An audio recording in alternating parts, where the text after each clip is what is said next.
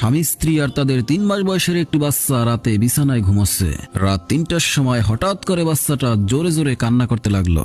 বাচ্চাটির কান্না শুনে বাবা মা দুজনেরই ঘুম ভেঙে গেল। বাবা প্রচন্ড রেগে বললেন, দয়া করে ওকে একটু থামাও। তখন মা বাচ্চাটিকে বুকে জড়িয়ে এদিক ওদিক হাঁটতে লাগলেন।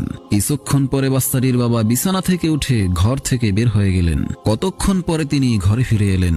তখন বাচ্চাটির মা তাকে জিজ্ঞেস করলেন, এত রাতে আপনি কোথায় গেছিলেন? তিনি কেঁদে কেঁদে বললেন, মায়ের কবরটা দেখতে গিয়েছিলাম। সে অবাক হয়ে আবারও জিজ্ঞেস করলো, এত রাতে হঠাৎ কি মনে করে? লোকটি উত্তর দিল, আমাদের বাচ্চাটি যখন কাঁদছিল তখন আমার খুব বিরক্ত লাগছিল, কিন্তু লক্ষ্য করে দেখলাম তুমি একটুও বিরক্ত হওনি, বরং ওকে বুকে জড়িয়ে আদর করতে করতে হাঁটছিলে, কারণ তুমি ওর মা।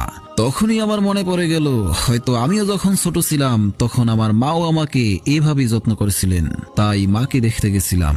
আজ আমি আমার মায়ের যত্নে এত বড় হয়েছি, কিন্তু জানি না আমার মা সেখানে কতটুকু যত্নে আছেন।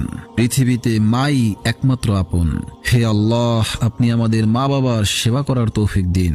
যাদের মা বাবা পৃথিবীতে বেঁচে নেই তাদের মা বাবাকে জান্নাতবাসী করুন। আমিন।